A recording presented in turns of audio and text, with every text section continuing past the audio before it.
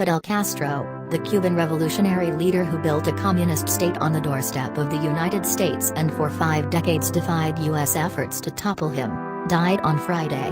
He was 90. A towering figure of the second half of the 20th century, Castro stuck to his ideology beyond the collapse of Soviet communism and remained widely respected in parts of the world that had struggled against colonial rule. He had been in poor health since an intestinal ailment nearly killed him in 2006. He formally ceded power to his younger brother Raul Castro 2 years later.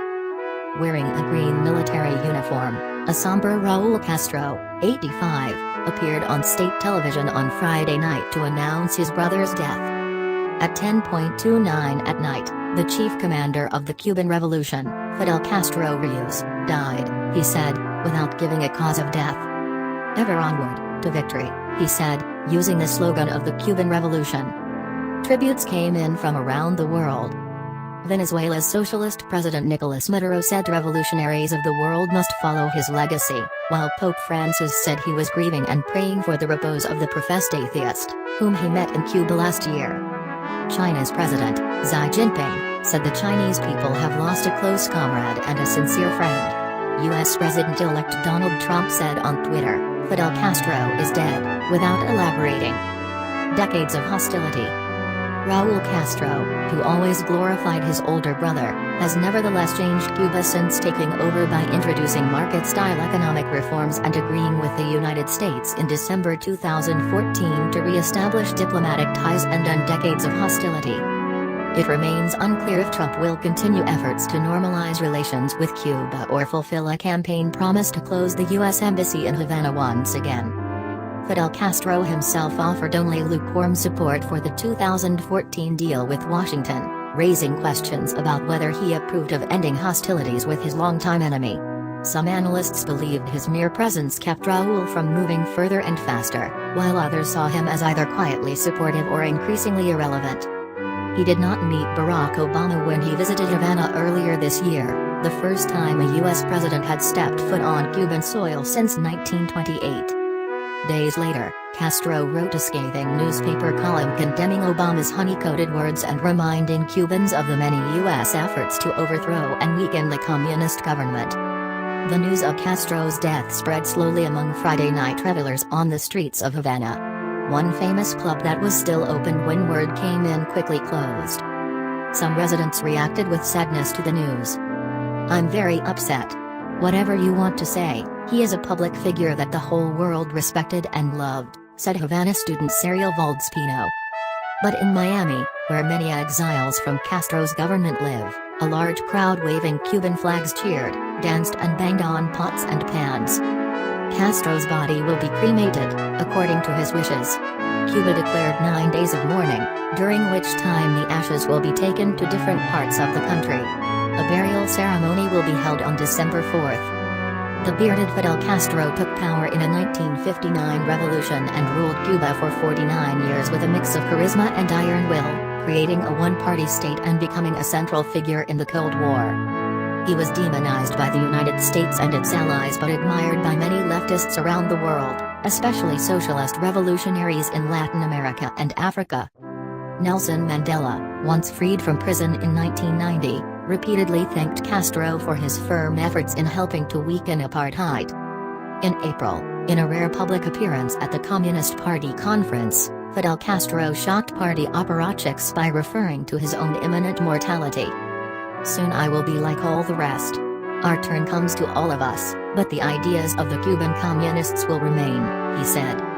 Castro was last seen by ordinary Cubans in photos showing him engaged in conversation with Vietnamese President Tran Dai Quang earlier this month. Military fatigues, cigars. Transforming Cuba from a playground for rich Americans into a symbol of resistance to Washington, Castro crossed swords with 10 U.S. presidents while in power, and outlasted 9 of them. He fended off a CIA-backed invasion at the Bay of Pigs in 1961 as well as countless assassination attempts.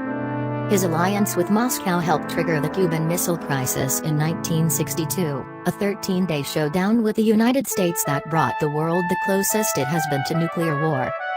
Wearing green military fatigues and chomping on cigars for many of his years in power, Castro was famous for long, fist-pounding speeches filled with blistering rhetoric, often aimed at the United States.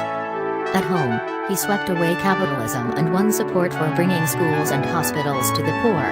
But he also created legions of enemies and critics, concentrated among the exiles in Miami who fled his rule and saw him as a ruthless tyrant. With Castro's passing, some of the heat may go out of the antagonism between Cuba and the United States, and between Cuba and Miami, which would be good for everyone, said William M. Leogrand, co-author of a book on U.S.-Cuba relations. Castro's death, which would once have thrown a question mark over Cuba's future, seems unlikely to trigger a crisis as Raul Castro is firmly ensconced in power. In his final years, Fidel Castro no longer held leadership posts. He wrote newspaper commentaries on world affairs and occasionally met foreign leaders, but he lived in semi-seclusion. Still, the passing of the man known to most Cubans as El Comandante, the commander, or simply Fidel, leaves a huge void in the country he dominated for so long. It also underlines the generational change in Cuba's communist leadership. Raul Castro vows to step down when his term ends in 2018, and the Communist Party has elevated younger leaders to its Politburo, including 56-year-old Miguel Diaz-Canel, who is first vice president and the heir apparent. Others in their 50s include Foreign Minister Bruno Rodriguez and Economic Reform Czar Marino Murillo. The reforms have led to more private enterprise and the lifting of some restrictions on personal freedoms, but they aim to strengthen Communist Party rule, not weaken it. Revolutionary icon. A Jesuit-educated lawyer, Fidel Castro led the revolution that ousted US-backed dictator Fulgencio Batista on Jan 1, 1959. Aged 32, he quickly took control of Cuba and sought to transform it into an egalitarian society. His government improved the living conditions of the very poor, achieved health and literacy levels on a par with rich countries, and rid Cuba of a powerful mafia presence. But he also tolerated little dissent, jailed opponents, seized private businesses and monopolized the media. Castro's opponents labeled him a dictator, and hundreds of thousands fled the island. The dictator Fidel Castro has died, because of many deaths in Cuba, Latin American, and Africa. José Daniel Ferrer, leader of the island's largest dissident group, the Patriotic Union of Cuba, said on Twitter. Many dissidents settled in Florida, influencing U.S. policy toward Cuba and plotting Castro's demise. Some even trained in the Florida swamps for the disastrous Bay of Pigs invasion. But they could never dislodge him. Castro claimed he survived or evaded hundreds of assassination attempts, including some conjured up by the CIA. In 1962, the United States imposed a damaging trade embargo that Castro blamed for most of Cuba's ills, using it to his advantage to rally patriotic fury. Over the years, he expanded his influence by sending Cuban troops into faraway wars, including 350,000 to fight in Africa. They provided critical support to a left-wing government in Angola and contributed to the independence of Namibia in a war that helped end apartheid in South Africa. He also won friends by sending tens of thousands of Cuban doctors abroad to treat the poor and bringing young people from developing countries to train them as physicians. History will absolve me. Born on August 13, 1926, in Brun in eastern Cuba, Castro was the son of a Spanish immigrant who became a wealthy landowner. Angry at social conditions and Batista's dictatorship, Castro launched his revolution on July 26, 1953, with a failed assault on the Moncada barracks in the eastern city of Santiago. History will absolve me, he declared during his trial for the attack. He was sentenced to 15 years in prison but was released in 1955 after a pardon that would come back to haunt Batista. Castro went into exile in Mexico and prepared a small rebel army to fight Batista. It included Argentine revolutionary Ernesto Che Guevara, who became his comrade in arms. In December 1956, Castro and a ragtag band of 81 followers sailed to Cuba aboard a badly overloaded yacht called Granma. Only 12, including him, his brother and Guevara, escaped a government ambush when they landed in eastern Cuba. Taking refuge in the rugged Sierra Maestra Mountains, they built a guerrilla force of several thousand fighters who, along with urban rebel groups, defeated Batista's military in just over 2 years. Early in his rule, at the height of the Cold War, Castro allied Cuba to the Soviet Union, which protected the Caribbean island and was its principal benefactor for 3 decades. The alliance brought in $4 billion worth of aid annually, including everything from oil to guns, but also provoked the 1962 Cuban Missile Crisis when the United States discovered Soviet missiles on the island. Convinced that the United States was about to invade Cuba, Castro urged the Soviets to launch a nuclear attack. Cooler heads prevailed.